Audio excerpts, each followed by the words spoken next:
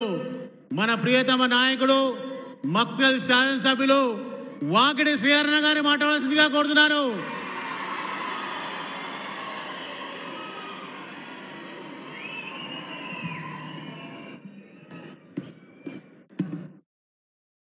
ఈనాటి కలియుగ అపర భగీరథుడు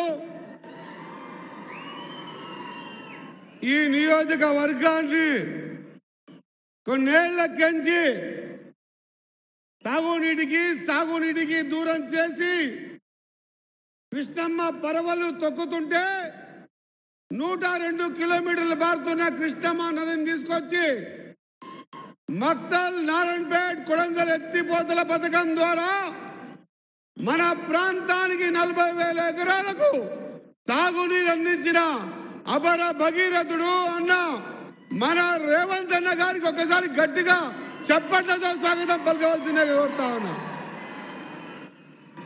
కానీ వీరి ఎరగని విధంగా ఈ ప్రాంత ప్రజల కష్టాలను గుర్తించి ఈ ప్రాంతంలో రైతులు పడుతున్న బాధలను గుర్తించి CO నంబర్ 69 ని జియో నంబర్ 14 గా తయారు చేసి మనందరికీ నీళ్ళిచ్చిన ప్రదాత మన యనుమల రేవంత్ అన్న మా అందరి మధ్యలో శాశ్వతంగా ఎప్పుడెప్పటికీ నిలిచిపోతాడన్న మాట గుర్తు చేస్తా ఉన్నా. అదే మాదిరిగా మనందరి ప్రియతమ నాయకుడు ఈ నియోజకవర్గంలో ఉన్నటువంటి ప్రతి మండలంలో ఒక కార్యకర్తని గుర్తుపట్టే శక్తి కలిగిన వ్యక్తి ఇప్పుడు మన ఖర్గే గారి ఆశీర్వాదాలతో, రేవంత్ అన్న ఆశీర్వాదాలతో, రాహుల్ గాంధీ ఆశీర్వాదంతో కాంగ్రెస్ పార్టీ బలపరిచిన అభ్యర్థి మనందరి నాయకుడు వంశన్న మనందరికి కూడా సుపరిచితుడు. పోయినసారి కాంగ్రెస్ పార్టీ కష్టకాలంలో ఉంటే ఆనాడెవడు ఈ బాధ్యతని పైకేసుకోకపోతే తన భుజ స్కంధాల మీద వేసుకొని ఆనాడు కాంగ్రెస్ కార్యకర్తలకు బలమై నిలిచిన వంశన్న గారికి, అదే మాదిరిగా వేదిక ఉన్న పెద్దలందరికీ కూడా హృదయపూర్వక నమస్కారాలు తెలియజేస్తూ మీ అందరికి ఒక చిన్న విషయం తెలియజేస్తా.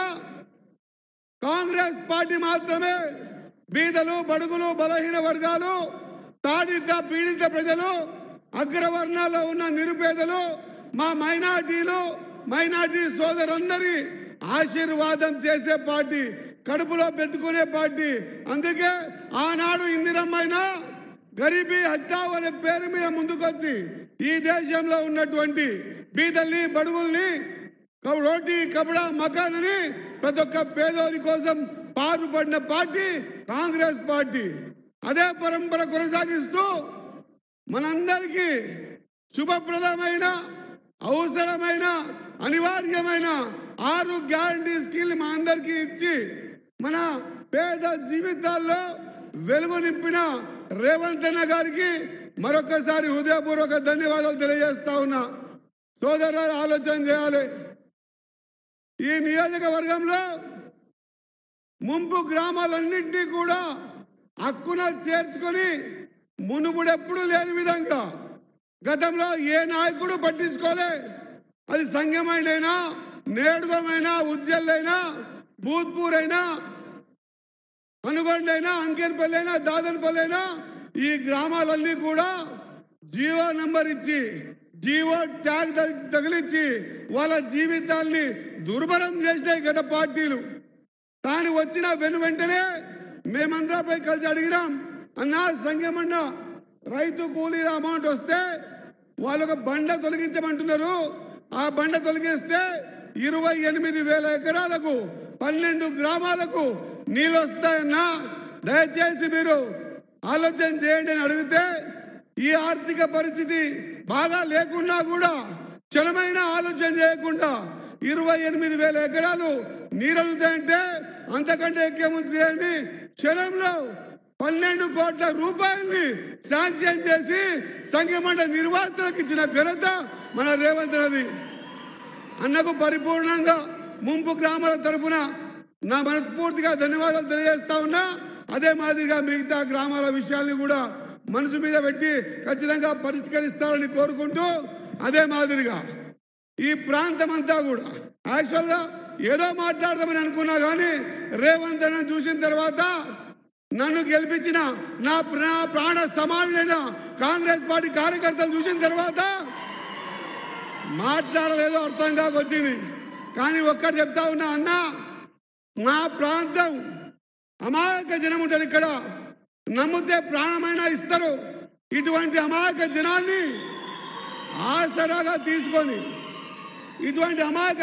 ఆసరాగా తీసుకొని గత 35 సంవత్సరాలు ఏ అభివృద్ధికి నోచుకోకుండా ఈ ప్రాంతం వెనుకబడుతంతో పోయిందనా? ఆత్మకూరు కానీ, అమర్చింత కానీ, నర్వ కానీ, ఉట్కూరు కానీ, మక్కల్ కానీ, మాల్దూరు కానీ, కృష్ణా కానీ ఈ ప్రాంతం అంతా కూడా వెనుకబడుతంతో విద్యకు, వైద్యానికి, చిన్న చిన్న సౌకర్యాలకు కూడా వెనుకబాటు గురైందనా? ఈ ప్రాంతం మునుపటికెంచి కూడా కర్ణాటక బార్డర్లో ఉంది కాబట్టి ఏ నాయకుడు పట్టించుకోలేదనా? దయచేసి మేము కోరుతా ఉన్న చిన్న చిన్న విషయాలు ఇవన్నీ కూడా ప్రతిరోజు సగటు మానవునికి అవసరం పడే విషయాలే కాబట్టి దయచేసి ఈ నియోజకవర్గం 35 సంవత్సరాలు వెనక్కిపోయింది కాబట్టి మీరు ఎప్పుడన్నా మక్తల్ అనేది ఒకటి ఉంది, మిమ్మల్ని నమ్ముకొని ఉంది, మీకోసం పరితపించింది. మీరు ఇచ్చిన మాట ప్రకారం మీరు ఏం చెప్తే అది చేయడానికి మక్తల్ సిద్ధంగా ఉంది అన్న విషయాన్ని మర్చిపోకుండా మక్తల్ మీద చల్లని చూపు చూడాల్సిన అవసరం ఉంది అని తెలియజేసుకుంటున్నా. ఇంకో విషయం, ఈ ప్రాంతంలో ఇప్పటికి కూడా ఒక డిగ్రీ కాలేజ్ లేదంటే ఎవరు నమ్మే పరిస్థితి లేరు, కోర్టు లేదంటే ఎవరు నమ్మే పరిస్థితి లేరు, ఒక ఫైర్ స్టేషన్ లేదు, ఎడ్యుకేషన్ సిస్టమ్స్ లేవు, ఇంటర్మీడియట్ కాలేజ్ లేవు, వ్యవస్థ అంతా చిన్న భిన్నమైంది. మీరు ఇచ్చినటువంటి మక్తల్, నాన్పేట్, కొడగ ఎత్తిపోత పథకం ద్వారా ఇప్పుడు ఉట్కూరు మండలం మొత్తం మక్తల్లో సగభాగం నీటికి నోచుకునే భాగ్యం కలిగిందన్న. మా పక్కనే కృష్ణమ్మ పోతుంది, కానీ ఇప్పటికి కూడా చాలా గ్రామాల్లో తాగునీటికి కటకట ఉంది. చదువులో చాలా వెనుకబడ్డం. ఇప్పటికీ మా దగ్గర అర్హులైనటువంటి కోర్టు కూడా ఇప్పటిదాకా రాలేదన్న. ఎవరు అడగలే ఇప్పటిదాకా.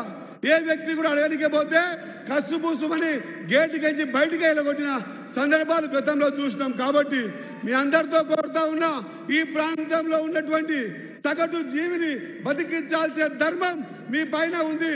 మిమ్మల్ని నమ్మి ఈ నియోజకవర్గం నడుస్తుందన్న మాట మరొకసారి గుర్తు చేస్తూ, ముఖ్యంగా తాగునీరు, సాగునీరు, విద్య, వైద్యానికి ఆమడ దూరంలో ఉన్నటువంటి మక్తల్ నియోజకవర్గాన్ని ఖచ్చితంగా మీరు మనసు పెట్టి ఈ నియోజకవర్గాన్ని ముందుకు తీసుకుపోవాల్సిందిగా కోరుకుంటూ, అతి ముఖ్యమైనటువంటి సబ్జెక్ట్ ఏంటంటే, మీరు పెద్ద మనసుతో ఆ రోజు నేను మీ దగ్గరకు వచ్చి మాట్లాడేటప్పుడు శ్రీహరి ఎందుకు మీకు కావాల్సిందంటే, అన్నా ఎన్నో సంవత్సరాల కించి కళ మా గుజరాత్ సోదరులందరూ కూడా బీసీడీ కించి బీసీకి ఇమ్మంటున్నారన్నా, దయచేసి బీసీ నుంచి బీసీఏకి మార్చి మా వాళ్ళ జీవితాల్లో కొంత తలరాతని మార్చాలని అడిగిన వెంబడే ఖచ్చితంగా సుప్రీంకోర్టులో ఉంది, నేను పోరాటం చేసే శ్రీహరి అని మాకు మాట ఇచ్చినావు.